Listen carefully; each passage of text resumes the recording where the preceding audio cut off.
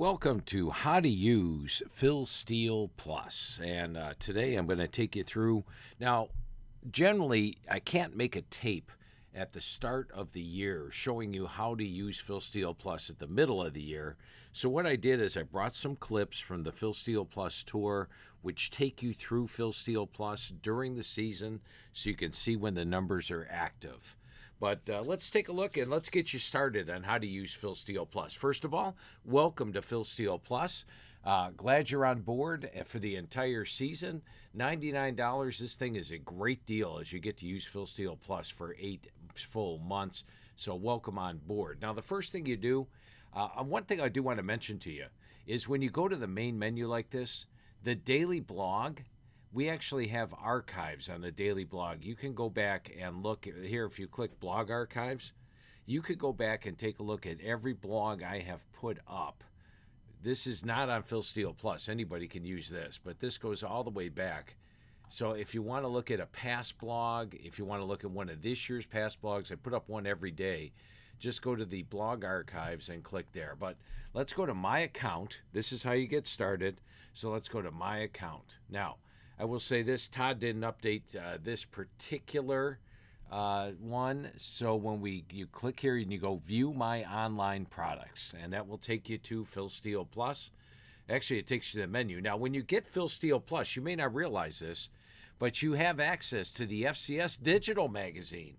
2 full pages on every FCS college team. There's 128 of them. You get 2 full pages every FCS team. The FCS digital magazine is part of your Phil Steele Plus subscription. The NFL digital magazine, you get 4 full pages on every NFL team throughout the season. Now, as I said, Todd didn't update this yet. These are still 2025. But you get the 2026 digital NFL, the 2026 digital FCS, and the 2026 digital college football magazine. We have 2 full pages on every FCS team, 4 full pages on every NFL team, and the digital magazine's actually updated all the way through September. Just click here to view those in your subscription. But today we're going to talk about Phil Steele Plus, and so we're going to click here and get our Phil Steele Plus access, and we're going to click one more. And now we are into the world of Phil Steele Plus. Now here you see, here's your FBS information. You get all of this information on every team.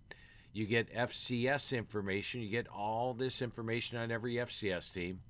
And you get your NFL information. You get all this information on every NFL team. Now, I'm going to show you what it looks like in the FBS version, but if you take that, you can use that all the way over here. By the way, we do have NFL ATS logs available for you during the season, so that's a nice little plus to have. But let's get back there now, and let's go to team pages. Just show you real quick. We'll go to Indiana, and when you go to the team pages, I should open this up a little bit here. There we go. You get individual player stats. And these are updated during the season. You'll have these updated every week. You get the start chart that is updated every week during the season. These are actually last 50 years results. It's all the way back to 1976, and it comes all the way down here. I'm going to show you that in the video, so I'm not going to spend a lot of time there. And then here's your last 20 years leaders. You want to see who all the top players have been, when's the last time they had a 1,000-yard rusher. You can see all that right there. And then the draft history. This actually takes you back all the way through 1936. And these are, of course, the last 10 years straight up in ATS records. I'm going to show you that in the video. If you go down the page and you click on, let's say, Indiana, Iowa, you get your last 28 years matchups. I'll show you that in the video. The box scores, these are updated each week thanks to collegepressbox.com. And these go all the way through. It takes you, you get the play-by-play of every game. I go through the play-by-play of every single game every week. And after watching them all on TV, I go through the play-by-play. But that's all available every week right there. And these go all the way back. There's no sense deleting them off the site. So I have been using Phil Steele Plus since 2009 is the first year we put it up. It was just exclusive access for me back then. I opened it up, I think, to access for everybody maybe 5 years ago, 6 years ago we did, and now everybody has access to my personal team pages. All right, so That's how to get to the team pages. That's how to get to the menus. And now let me start and show you how to use some parts of Phil Steele Plus. This first one, we're going to show you the home away AGG. What I mentioned here, by the way, in this video, I actually, the week before Thanksgiving, we were having winning week, winning week, winning week, winning week. I took it from the 7-point margin for a best bet, which I'll explain in the video how the best bets are used and how the schedule predictor's used. And by the way, to get to the schedule predictor, let's do that. Let's go back to the FBS menu or Phil Steele Plus menu. Just click there. That'll take you to the Phil Steele Plus menu. Schedule predictor's right here. The 2026 schedule predictor is up. You just click here. This explains everything about the schedule predictor right here, all the different columns. And if you click here, you get into the schedule predictor, and that's updated for the season. We don't have all the columns done, but right now you can get the plus minus power ratings for the season. You can get FPI with the ratings. You get my line for the season. I've got the lineup on every game. Now, this is every game after 2 weeks. So this is every game, though. You get my line, all these lines on every game. And if there's a Vegas line out, it's up there already in the schedule predictor. So go ahead and use the schedule predictor now. I'm going to show you in the video how to use the schedule predictor even more. So let's get started. We'll show you one right now, how to use some parts of the best thing. bets. I was giddy because we kept having winning weeks on the schedule predictor. And we actually went 6-9-1 on the best bets last week, so I was disappointed in that. Then tighten it back up this week. We're not going to have 16 best bets, but what we will have is some quality winners once again. I think we'll have a big winning week. I don't have all the records done this week. Naturally, I'm on all the award committees and trying to get this thing done by Wednesday as opposed to Thursday. I didn't get it all done, but the schedule predictor will be fully updated by Thanksgiving morning. So you'll have plenty of time to get into those Thursday, Friday, and Saturday games. It'll all be completely updated. All your best bets, all your records up top will be updated by Thanksgiving morning. So do keep that in mind when you get to the schedule predictor. But out here, the home away category is Clemson minus 5.4. And let me show you how we get to that. It takes the AGG, takes into account who you play at home, the yards per game, and especially who you play. You look at South Carolina, they are plus 62 yards per game, but they were plus 359 last week against Coastal Carolina. So that had a big account. Overall, their AGG is 106.9 at home. Clemson's actually plus 112 yards per game on the road, 116.6 level on the road. So you take that 116, you factor in their home edge, and it's more than 3 for South Carolina for the home edge. Comes up to Clemson by 5.4 points. And they're an underdog here. They're like a 3-point dog. So we're going to take Clemson as the home away AGG. It says outright by 5.4, and they're a 3-point dog. Now we also add in, I always have something else. It's not just one factor that turns it into a pick. So when you click on the opponent, like here for South Carolina, this pops up on the page, and it gives you the complete series history. Well, the one thing I want to point out here, look over here at how the visitor is done in the series. Now, how the home column works is if it says win, that means that the home team won the game straight up. So you can see in the last 7 games, the home team has only won straight up once. Now, if the color is red, that means the team did not cover. So example here, let's take a look at this year. Clemson was at home against South Carolina.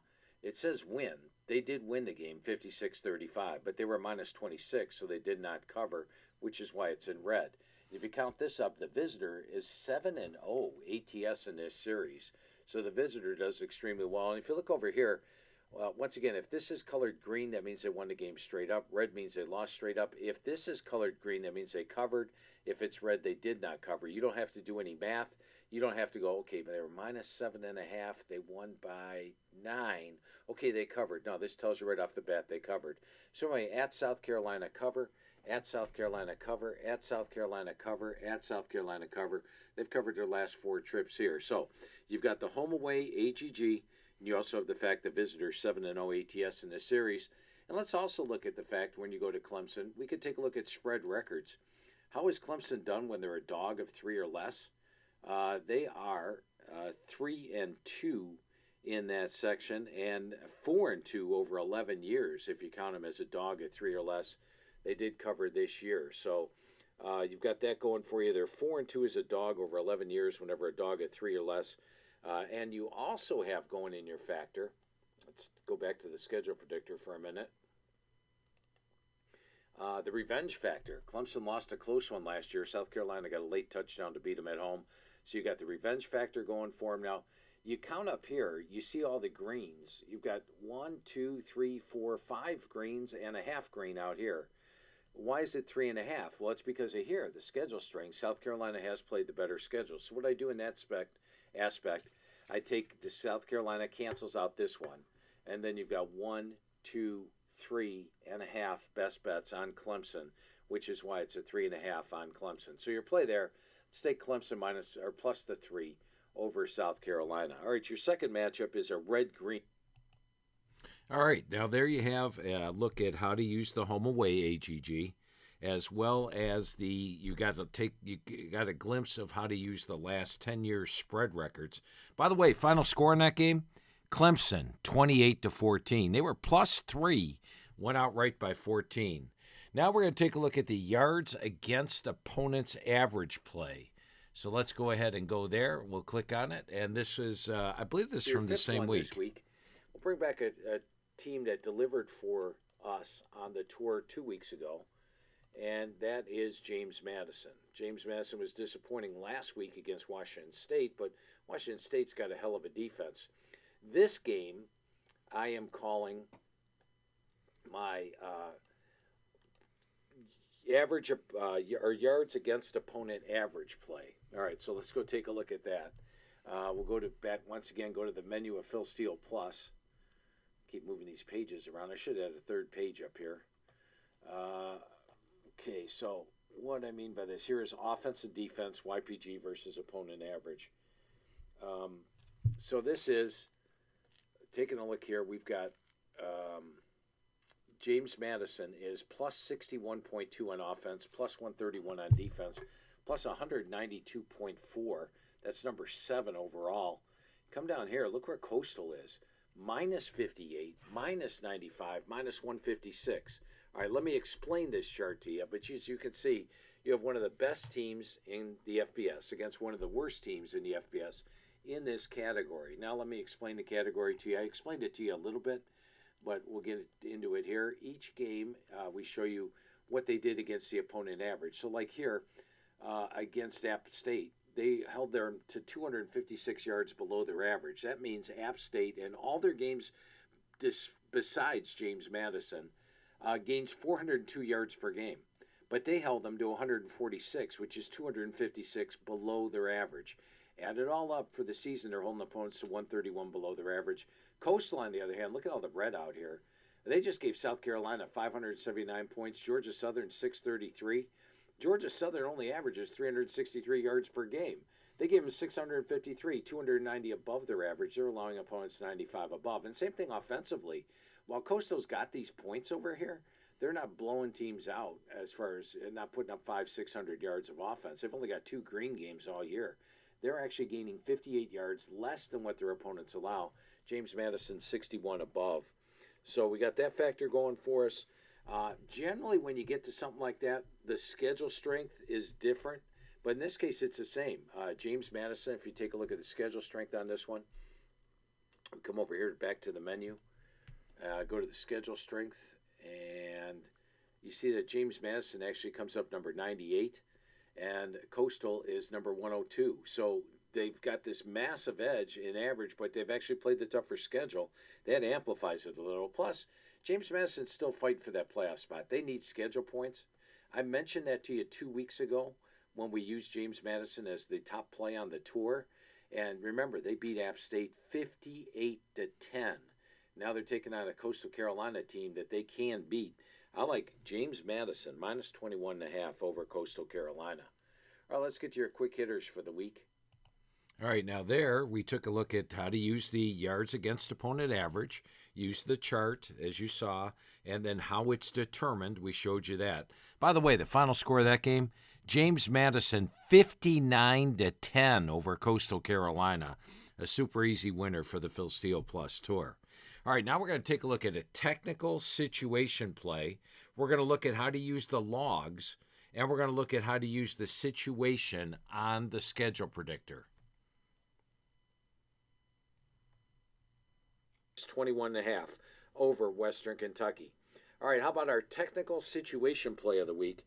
And for this one, we're going to take Georgia on the right. Thank you, Georgia, for delivering a quick hitter winner for us last week with that win over Texas. A nice, solid victory. They're really rounding in the form, aren't they? They blew out Mississippi State. They blew out Texas last week.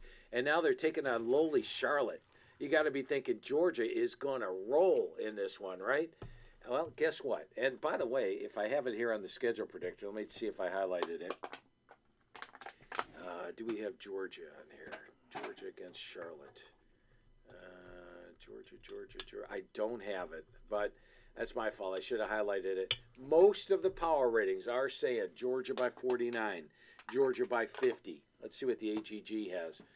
78 versus 120. That's 48 plus home field veg. That's 52. Georgia's only laying 44. But here's the thing. When you take a look, first of all, I said it's also a situation play.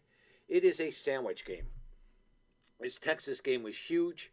The Georgia Tech game is huge. Keep in mind, last year, Georgia Tech took them to 8 overtimes. That was a heck of a game. They trailed 17-0. They trailed by double digits in the fourth quarter. That's a big game for Georgia to pull out against a rival. This is just Charlotte, a big favorite. Let's take a look and see how Georgia does as big favorites. Now, first of all, let's go take a look at 20 plus. So here we are, 20 plus, 0-5, 1-5-1. That's 110-1. This year they've been a 20 plus favorite twice. I could show you in the logs, but you know how to get there. So 1 win, 12 losses, 1 tie as a 20 plus favorite. Now, how about this? As a favorite of 38 or more. I don't have that listed there, but we could go here and take a look at it. And let's just look. When they're favored by 42, loss. When they're favored by 38 or more, minus 52, loss. Minus 40, loss. Minus 42, push. Minus 50, loss. Now, I could go back and show you them all, but the record is 0, 15, and 1 as a favorite of 38 or more.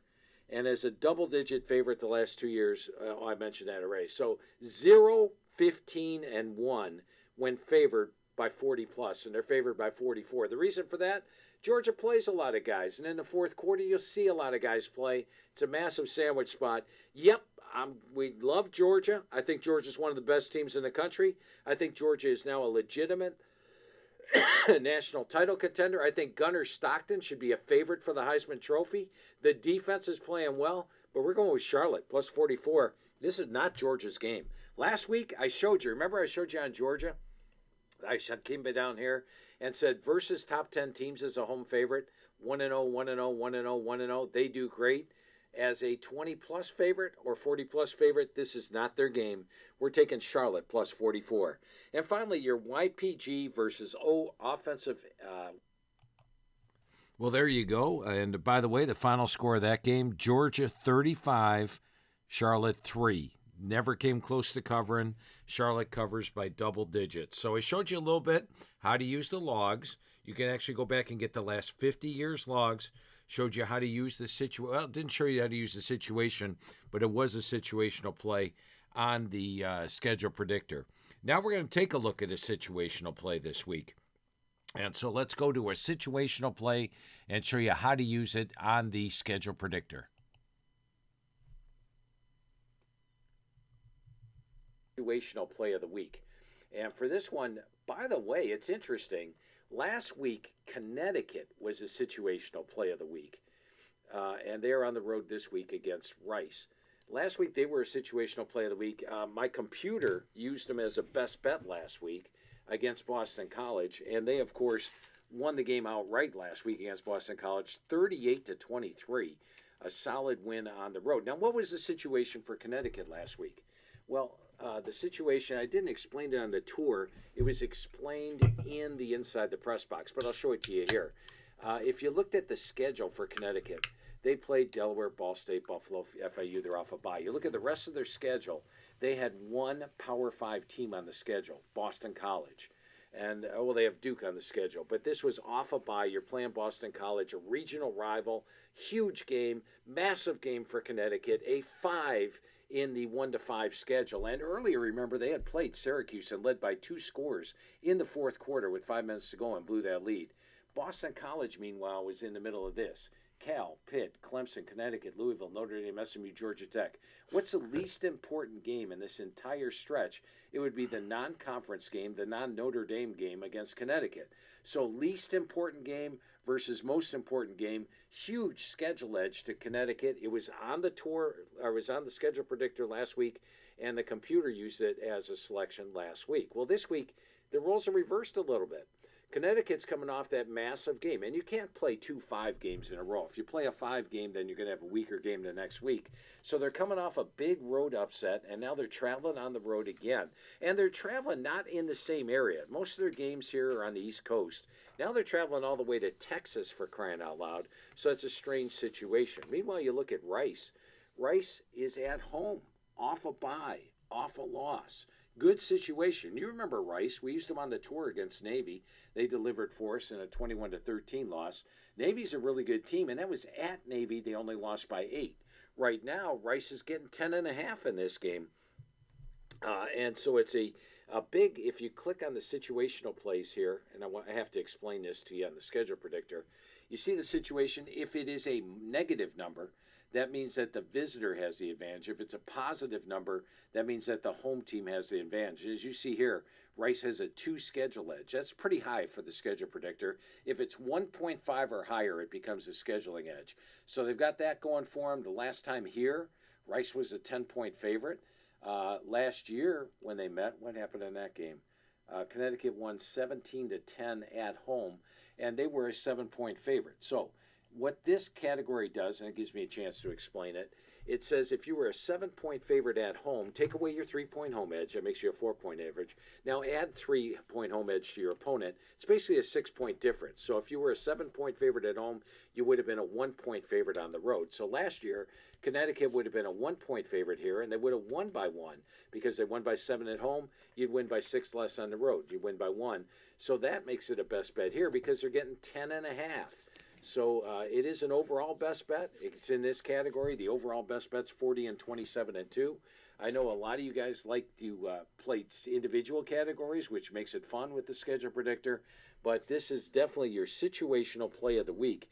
We have Rice off a bye, them traveling to Texas. And by the way, UConn has not faced the option. You know, it's always great when you have a team that's normally playing the option or knows how to defend the option. Rice hasn't played or Connecticut hasn't played the option since 2022. So we have that advantage as well. Your situational play of the week is Rice. Actually, that's only the 4th play. I got a 5th one for you, and it's my misleading final game of the week. And for the misleading final. All right, so there we took a look at how to use the schedule predictor for both the last year's line and score as well as the situational play. By the way, the final score of that game, Rice 37, Connecticut 34. Rice wins outright as a 10.5-point dog, showing you the advantage of the situational play on the schedule predictor. And naturally, as a Phil Steele Plus member, you have full access to the schedule predictor. All right, now let's take a look at one of my favorites, and this is especially late in the year, the last 4 weeks AGG. And here I also show you how to use the box scores. I show you how to use the special teams, and I show you how to use some lines. So let's take a look at that.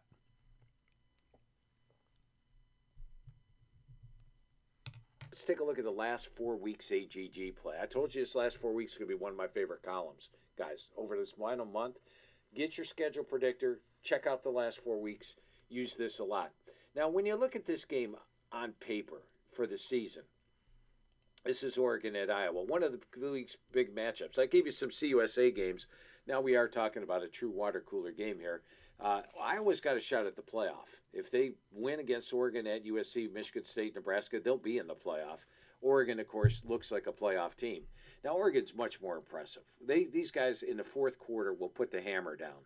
You go back to this Rutgers game, they're scoring in the fourth quarter. Oklahoma State, they're scoring in the fourth quarter. They're a very impressive team statistically. They're plus 245 yards per game. Iowa, their main thing, I'm going to get the win. And if they get the win, they're happy. And if you look at Iowa, they're plus 83 yards per game, not as impressive. But look at the Indiana game, guys. Oregon was at home, and they got outgained by 59 yards and lost by 10. Iowa was at home, and they got outgained by 53 yards and lost by 5. So that's pretty similar. And this was actually the best performance against Indiana all year, because this game, if you look at it, let's go back to Indiana. We'll look at these box scores. I could rip down and show you the play-by-play, which is all down here. I love these collegepressbox.com play-by-plays. But Iowa, you're going to have to take my word for it. I want to spend all day on this show with you. But if you come up top here, Iowa was tied with Indiana 13-13, missed a field goal, which would have put him in the lead.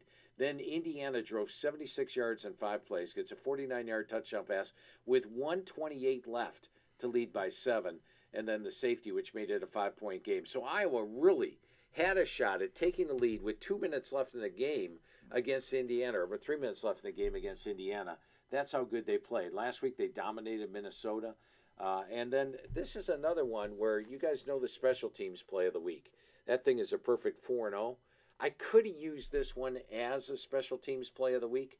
Let's click back over there, special teams, and we're going to take here Iowa, number 4 special teams. Oregon is way down here at number 58. Could have used it. I used a different one as the special teams play of the week. We are going to have one. They're 4-0. I could have used this one as the special teams play of the week. I did not, but it's could be. So I like that factor going for us. You've got a team that's great on special teams, at home. You got a rainy day, too, which I think slows down the more explosive team. And you've got the fact that they played Indiana tougher than, and so the other thing I wanted to point out here, and the reason I bring it up is last 4 weeks. If you look at the last 4 weeks' plays, you see this AGG here. And the AGG for Iowa for the season is 110. They're at 127. That's why Oregon's this big of a favorite. And if you're just looking at the overall AGG, you're going to say, hey, I'm taking Oregon minus the points. But Gronowski came into the season banged up, and their offense was struggling early. As you see, they're playing better ball down the stretch early on, and then down the stretch better. And if you look at the conference AGG, they are actually playing at 116.4 level, so higher. They're playing at 125 level. If you get, and I give Iowa like a 5.5 point home edge. Look at the magazine. That makes it close, much closer. And then the same thing here. Give them a 5.5 point home edge. You're looking at 125 versus 126. And so they're getting the points at home. If we go to the schedule predictor, we see Oregon, Iowa.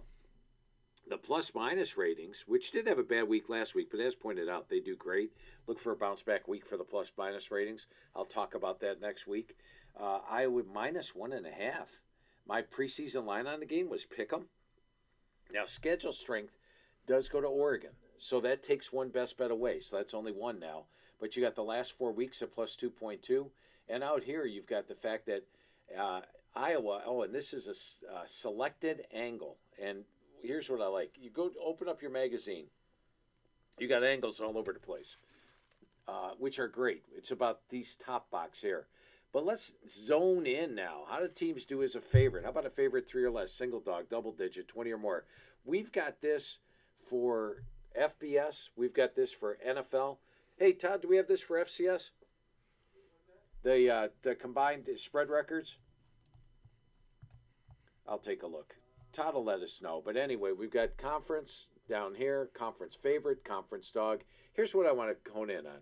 Conference dog, single digit. Let's take a look at Iowa. 2-0, 3-0, 1-1, 1-0. That's 2-1, 5-1, 7-1. This year they've been a single digit dog once in conference play. That was Indiana, and they covered. How about 8-1 as a single digit dog? So that's what this is. Iowa 8-1 ATS is a single digit conference dog. And that's why I'm calling it a selected angle. And once again, you guys could play around with this if you have your Phil Steele Plus. And you can take a look at your angles on each and every team. In fact, I'm curious. I'm going to go take a look and see if we.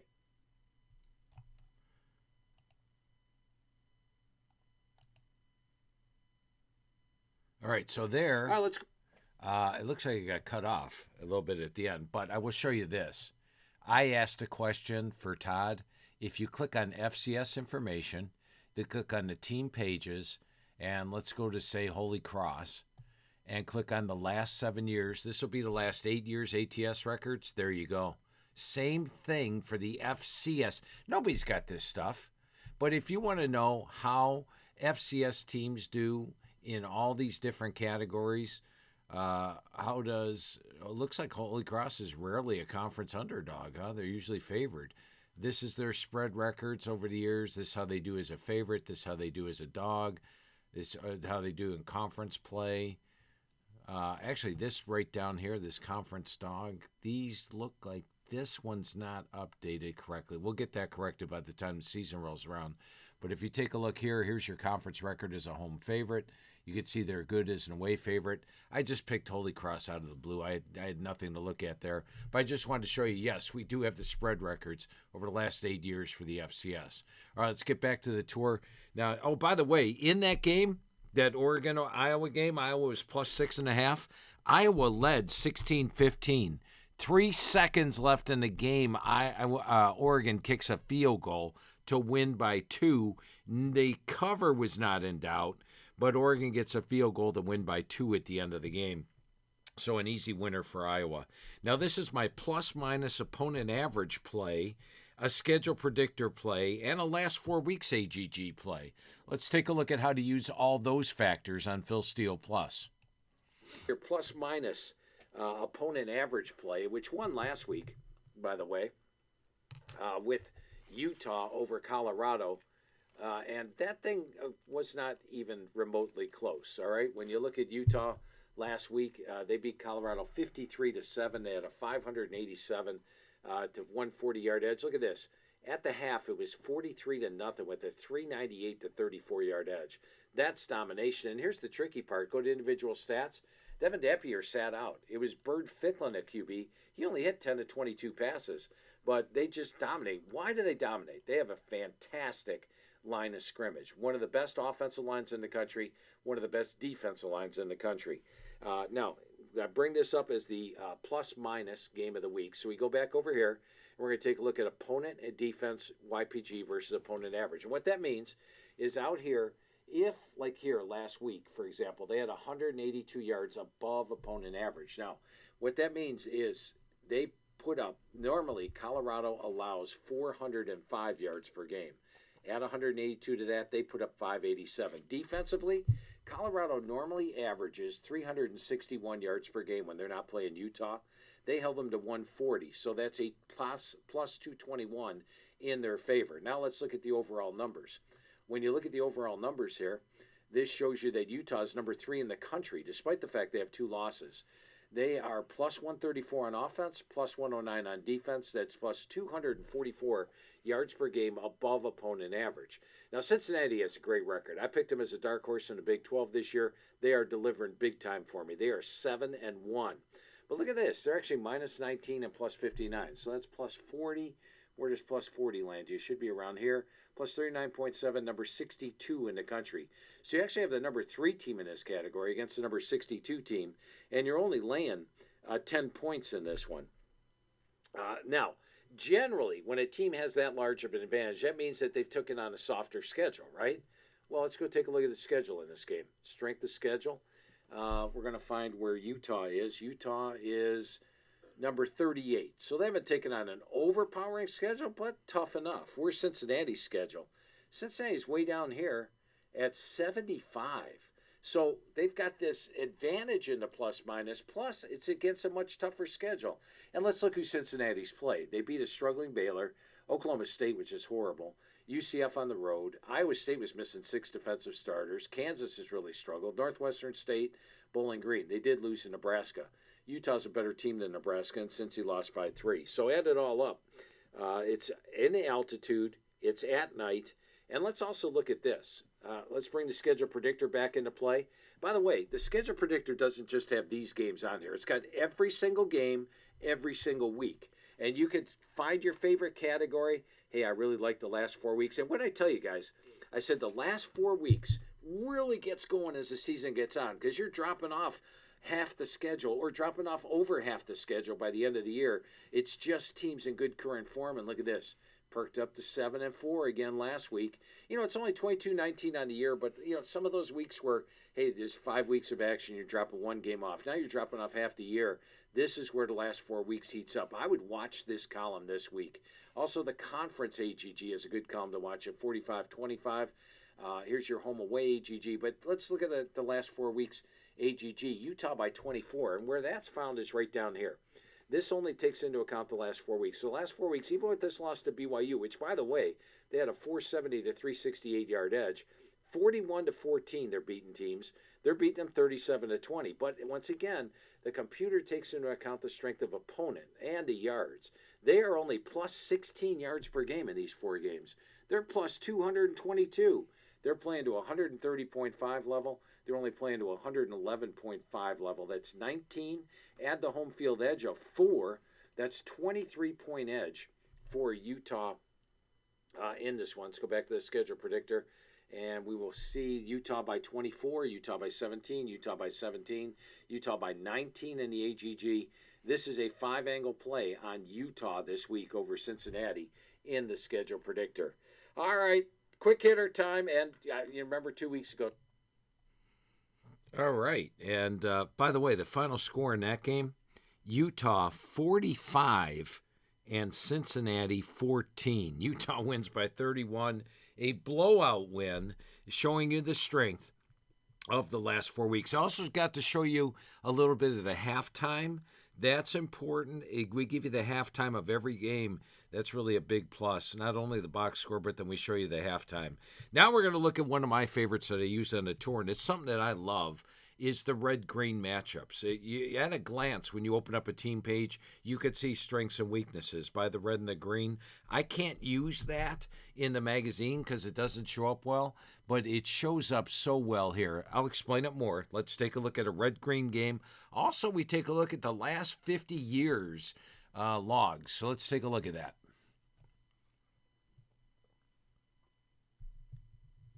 Kappa last week. Let's get started this week. Now, you looked at the start here, guys, and you said, Phil, you've been picking against Navy almost every single tour or every single press box. You're picking against Navy again, aren't you? I'm throwing you a curveball here, guys. I'm actually going with over in the Navy FAU game, over 62.5. And let me explain to you exactly why we're doing that. Now, remember, we went on the tour. We had Rice. It was an option versus option game. Rice covered that game. And then here, the Air Force game, I called it an option versus option game. And Air Force probably should have won that game. They had a 23-18 first down edge in it, but Navy ended up coming out of there at the win. And then on the press box, I used a best bet on Temple over Navy, and Temple should have won that game. They had a 518 to 384 yard edge, 27-15 first down edge. But Temple has a coach that had shut down the option and a defensive coordinator that had shut down the option. Now this week, they're taking on Florida Atlantic. Florida Atlantic has not faced the option. Their defense coordinator is not an option guy. He hasn't faced the option, and their head coach, Zach Kitley, is more of an offensive head coach. That means Rice should be able to get rolling because they're in a better situation. It's not the option versus option thing anymore. And also with Navy, and I've pointed this out before. I think I pointed it out in the UAB game when I liked the over in that one. And that is, if you take a look at our pass efficiency defense, and let me click on one thing here for the pass efficiency defense. All right, let's go find that. Pass efficiency defense. All right, here we go. Let's go to pass efficiency defense. And when we click on that, we find that Navy they don't face a true pass attack. And they're number 123 this year. And what I pointed out to you before is when you go here, we give you the spread record since 1976. So if you ever need to do any research, that's a ton of years of research that are all available there. But we also give you this, who the head coach is all this time. Navy's been running the option since Niamatalolo took over. And look at their pass D rankings. 109, 74, 108, 100, 115, 120, 100, 104. They just don't fare well against the pass. We saw that with UAB. UAB threw for 321 yards. And look at who they played this year. They played VMI, an FCS team, a weak FCS team. They played Tulsa, a team that was starting a quarterback. It was his second start, first road start, I believe, or no, second start overall. He only threw for 189 yards. They played an option team in Rice. They played an option team in Air Force. And then last week they took on a passing team, last game I should say, and they gave up 345 yards. So twice they've taken on a decent pass attack, and both times they've given up over 300 yards. Now they're taking on Caden Veldkamp, who's got over 2,000 yards passing this year. They're averaging 318 yards, 65% completions on the year. This is a pass offense. This is a potent offense as well, one that's averaging 31 yards above opponent's average. Now, as mentioned, Florida Atlantic does not have experience against the option, and look at this run D. In the last 5 weeks, they've got 4 red categories here. Red would be over 200 yards rushing. So I love the red-green on the charts here. We can't do it in the magazine because it wouldn't show up as well. It only is black, but I love the red-green on Phil Steele Plus. It really, you can see at a moment, weaknesses, strength. This is almost a red-green game here in this fact that Navy runs the ball, and it's this green taking on this red. You should be able to have success. And in conference play, Florida Atlantic averaging 4.8 yards per carry. Now they did play one option team this year, but they 350. But Rice is not Navy. Navy is much more potent. Then another factor I want to point out here is that Navy's last year installed the new Millennial Wing T, and off a bye, look what they did. They had a bye week. They put up 56 on Memphis. They had a bye week. They put up 51 on Charlotte. They had a bye week. They put up 34 on East Carolina. So they are off a bye where they have it. And I checked the weather. The weather on in Annapolis at 12 o'clock noon on Saturday is sunny and 55 degrees. So we've got a potent offense against a weak pass defense. We got a potent run game against a weak run defense. We got a team that's not normally facing the option, and Navy's been playing teams that know how to defend the option. So the offense is ready to let loose this week. And in the same token, Navy hasn't been taking on any pass attacks, and when they do, they give up big numbers. Add it all up, we're going over 62.5 in the Navy FAU game. All right, let's go to your conference. Okay, and a quick recap on that. Navy won 42-32, and Navy had a 503 to 450 yard edge in that game. So it definitely was an over game, but showed you a little bit about red-green, showed you how to use the 50 years, and showed you the pass defense. Now let's take a look at a little bit more on the schedule predictor game and also individual stats, which are updated all season long. Let's take a look at this one.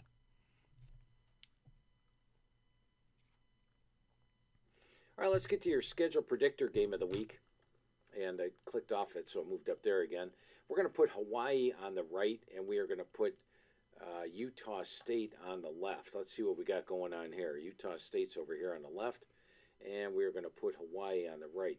I call it the schedule predictor game of the week. I picked one of the best bets, 14 best bets this week, and Hawaii comes up as a 2.5. Now, why a 2.5? And look at this. You got 5 best bets and a yellow. Why is this a 2.5? Well, this category here, the same one that went 4-11 last week, likes Utah State. And this category here, schedule strength, likes Utah State by a half. So that's 1.5 on Utah State. Meanwhile, Hawaii is playing with revenge. They lost last year as a favorite.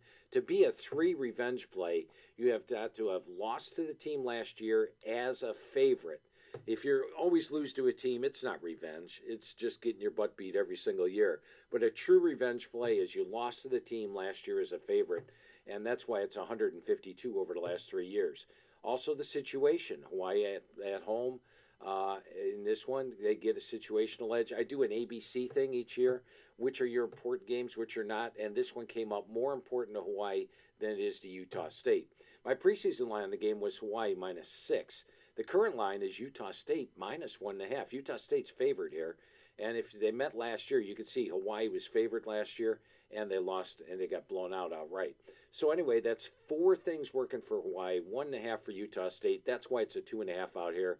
It's Hawaii by 2.5 on the schedule predictor. Something else I want to point out. if you examine this game a little bit closer, let's take a look at the quarterback stats. Just click on the individual leaders. And by the way, all this stuff, if you look on Phil Steele Plus, you can go back and do all your research for wherever. You got red, green, you got individual stats, you got everything you want on every single team every year. We don't delete this stuff. We spend so many hours putting this stuff on there, we don't delete it. So let's take a look at the individual stats. Now, the quarterback for Hawaii is Micah Alihado. Alihado was playing against Stanford, got injured in the second half. You go to this Arizona game, he was hobbling around the field in the first half and then just couldn't do it anymore. Came out in the second half. They went with Luke Weaver against Sam Houston, Luke Weaver against Portland State.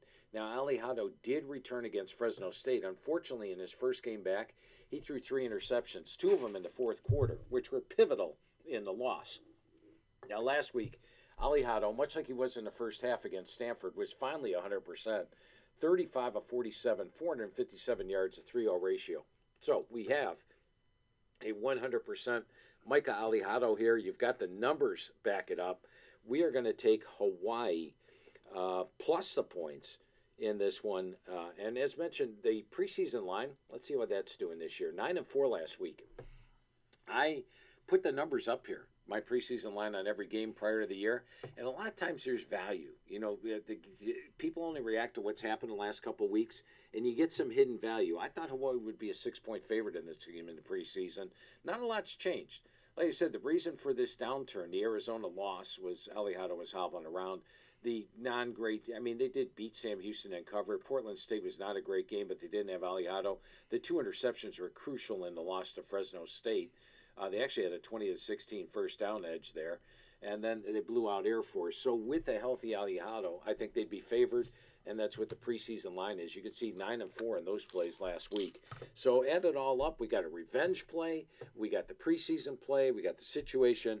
We're taking Hawaii as the schedule predictor game of the week, plus 1.5. All right, let's get to those red hot, and I'm... Okay, and by the way, the final score there, Hawaii 44, Utah State 26, a blowout win. All right, I got one more thing to show you, and then I've been taking notes. I took the menu. I'm making notes as to what we've covered, what we haven't covered. I won't duplicate what we have covered, and I'll show you just a couple other things on Phil Steele Plus that I haven't covered on the tour. But let's take a look at one more red-green game so you get the gist of how to use the red-green during the course of the season.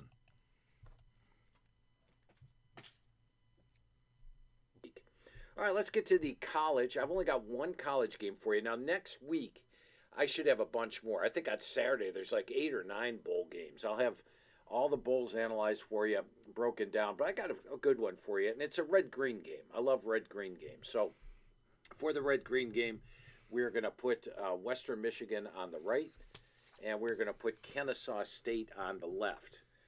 And we could put this one as a Stephen Hartzell play. How about that? Stephen Hartzell plays did tremendous this year. And he's always asking me for a nondescript play, one off the board. And he loves it when I pick a MAC game. So let's pick this one as a Stephen Hartzell play and a red-green game this week. We're going to put Kennesaw State on the left. And here's the matchup that I like best in this one. Western Michigan is a run team. They basically run a form of the option. I mean, they've got a quarterback that runs. Brock Lowry's got 989 yards. Buckley's got over 1,000. They're at their best when they run the football. If you look at the last 4 weeks, they're averaging 284 yards per game rush, 5.5 yards per carry. Now let's look at the red over here for Kennesaw State. Look what they've done the last 4 weeks. They've allowed 236 yards per game, 5.7. Western Michigan wins its games when it can run the football. And you look at the start of the year, they weren't running the football very good. They lost 3 games early. The only other game they lost was here, where they only ran the ball for 144 yards. When they can run the ball, they win football games. And they're going to be able to run the ball here because look at Kennesaw State's weakness. It's rush defense. So you have a dominating red-green game here in the fact that Western Michigans should be able to do what they do best. And when they do it best, they win their games. And Western Michigan right now is, check the spread on this game, they are -3. So we're going to take as a red-green game and a Stephen Hartzell game, we're going to take Western Michigan -3 over Kennesaw State.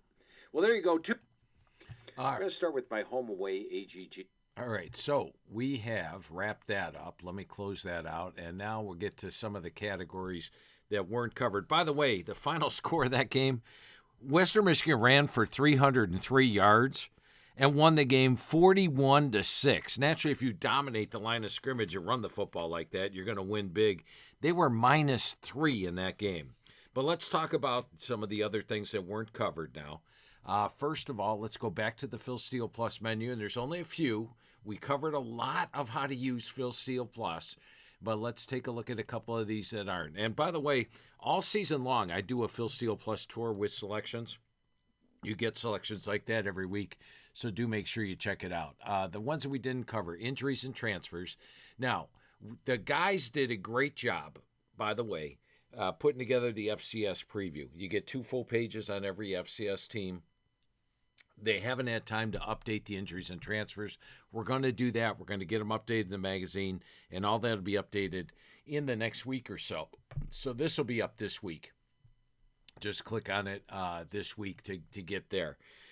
We are going to have the strength of wins, pain of losses during the season. Now, how this works is if you beat a team, you get credit for every FBS win they have. If you beat an FCS team, you get credit for 0 wins because they haven't beaten an FCS team. But every FBS team you beat, you get credit for all their wins.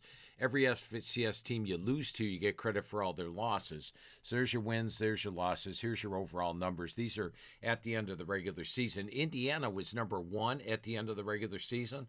Guess what? They won it all. And the reason that Oregon's listed here as 0 losses, even though they lost during the year to Indiana, is Indiana didn't have any losses. So when they lost to Indiana, they got credit for all of Indiana's losses, which was 0, and that's why Oregon was a 0 here during the season. And you see, like Texas Tech, the team they beat in the playoffs was 58-4. The 4 was because Arizona State had lost 4 games last year. So that's how to use that one. We got the power ratings are updated. Let's get there real quick. They're not updated for this year, but they will be, and we update them every single week. So if you want to know here, this tells you where the start and where the current power ratings are. That's each week. The YPP, I'm going to show you the YPP yards per play. And this I find fascinating on the defense because you really find out who the best defenses were. This tells you what yards per play they allow, and there's a big difference. Rutgers was giving up 7.6 yards per play. They were giving up 3.9. Big difference there. We also have standings, by the way. Let's take a look at that. And one other thing I'm going to add this year, the computer is going to it's going to be projected conference standings. Give you an idea. Some teams might be 4-0, but the computer is going to say, hey, they're going to finish 5-3, so don't get too excited about their chances to win the conference. That's going to get updated, but I don't have that up yet.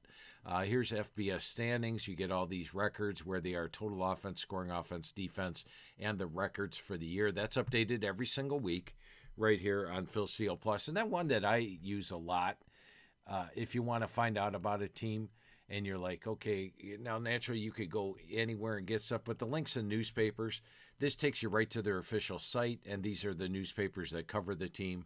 So if you want to find out more about an individual team, is a player going to play, who covers it, it tells you who covers it, and there's your official site. I think we've taken up enough of your time here. Let me make sure we got everything. Yeah, so I think we've covered everything on Phil Steele Plus. Let me tell you this. If you're using Phil Steele Plus and you ever have any questions, you can email Todd at philsteele.com. But I've showed you how to get to the menu. I've showed you how to use your digital versions of the magazine, which you get the FCS, you get the NFL, you get the digital, you get all those digital ones for free. I've showed you how to use Phil Steele Plus. And if you have any questions, Todd at philsteele.com, or hit me up on Twitter at philsteele042.